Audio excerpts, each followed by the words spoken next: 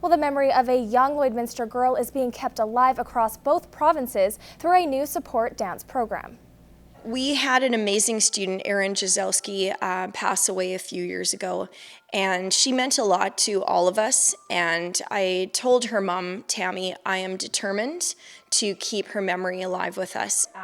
Owner and director of Fame Dance Studios, Sarah Mackin, says Erin Jazelski loved to dance. Jazelski would have graduated this year, so to honor her memory, Mackin set up the Erin Jazelski Dance Support System. It's going to keep her name alive in the hearts of even more people. So as we're able to grant those scholarships, or able to say, as I've been telling everybody, you know, hey guys, this is something that you could do, I get to say her name many times. Funds will be available to dancers in need of a little extra help at the 10 different locations. Mackins will contribute $500 each year. Anyone wanting to donate can visit famedancestudios.com or call the studio. Well, when we first talked to Jared Russell about riding in the Great Cycle Challenge to help kids fight cancer, his goal was to reach 6,000 kilometers and raise $6,000. Well, today Jared Russell not only surpassed those goals, he raised more money than any other participating cyclist in the country. And as Josh Ryan reports, he's still hoping there's more on the way. Canada Day weekend is a time to celebrate for all Canadians, but for Jared Russell, it's about more than just a holiday. On July 1st, the survivor of child cancer had pedaled for more than 800 kilometers while raising more than $21,000, the largest challenge total nationwide. Being my first year, I didn't know how much money I could get, and I was unreal. The success has been wonderful for his family and his trainer, Michelle Lopez, to see, but it doesn't come as a surprise, given his determination to achieve goals and his passion for fighting kids' cancer. He was diligent every day, out biking, wind, rain, flat tires, nothing seemed to get him down. You'd ask him, how's it going? And he'd be like, I'm good, I'm good. It embodies who he is. He's caring, he's giving, he's strong. For him to take it on his own has been awesome to watch, and yeah, I can speak for my whole family that we are very proud of him. In turn, Russell is quick to credit his family and friends for their help with collecting donations and spreading the word of his campaign. I was checking my website and my name, see how the donations were, and I couldn't believe how much of support and the family was to get the money. Due to the attention he's received, Russell will take part in the Colonial Days Parade on July 13th, and his challenge profile will remain active until the 29th. Hopefully people are able to see through his parade biking float, I guess, that they can go out and still donate to the foundation even though his bike challenge is over. It's just an extra promotion for them. And even though he's happy to have a bit of a break from cycling long distances each day, Jared doesn't feel that he's done just yet. It's good in a way, but I want to push myself more, see how far I can go, like kilometers and the distance. Josh Ryan, Newcap News. This is Newcap Sports with Brett Morton. Well, soccer has taken over the border city this long weekend as the Lloydminster Drillers are hosting provincials. The tournament began yesterday and has 3 age categories participating: U14 boys and girls, U16 boys and girls, and U18 boys and girls.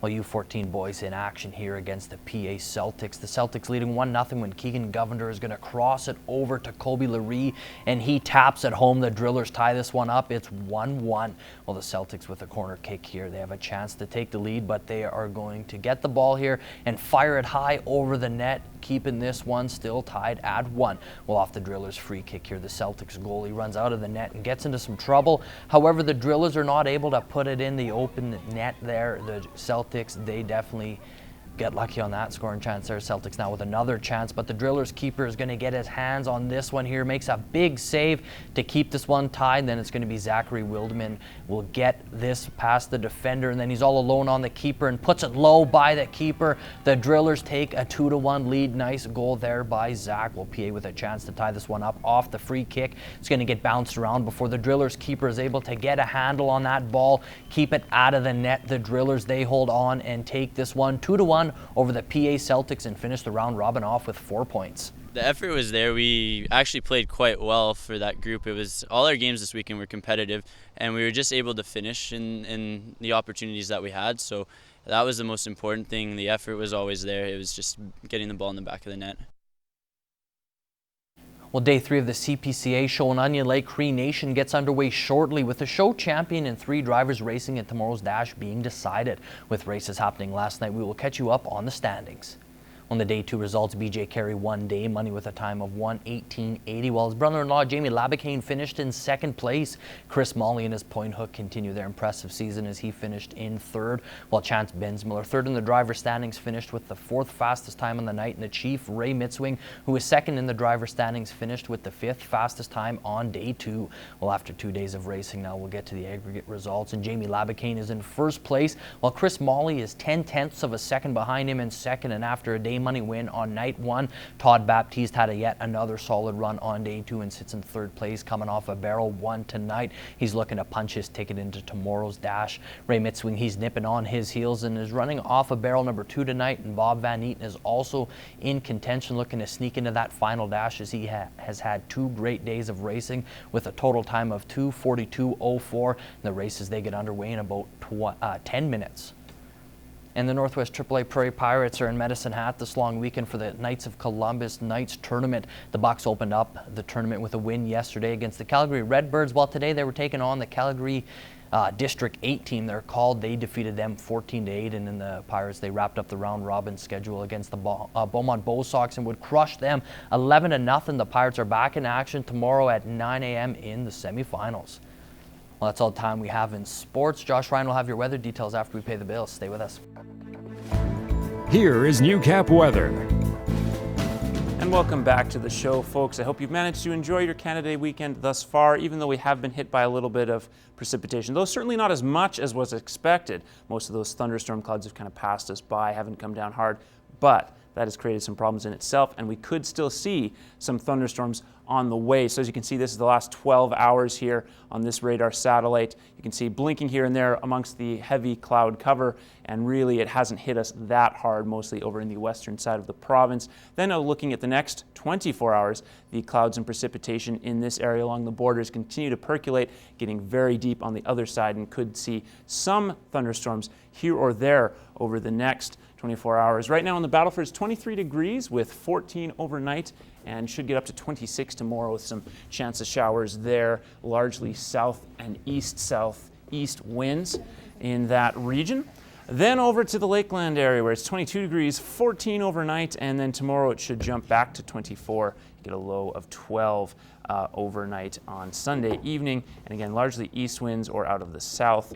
And then here in the Midwest, currently 20 degrees, east-northeast winds of 19 kilometers per hour, southeast winds later tonight with 13 degrees, and it's going to be 25 tomorrow. Remember, there's still a funnel cloud warning in effect in this region due to the weaker thunderstorms we've had. There's still cloud development, and so keep your eye out for that, but hopefully that passes us by, along with the possibility of thunderstorms. 25 tomorrow afternoon, and then 22 on Monday, 22 on Tuesday, 21 on Wednesday, 22 Thursday, Friday, and Saturday. We'll get to lows of 13, 9, 9, and 10 throughout the week. So that's going to be around the average lows for this time of the year. Winds largely from the west and the southeast over the next couple of days. By the end of the week, we'll see, like I said, a high of 22 on Saturday and then a low of 12 that evening. And so hope you continue to enjoy the festivities. That has been your 7-day forecast.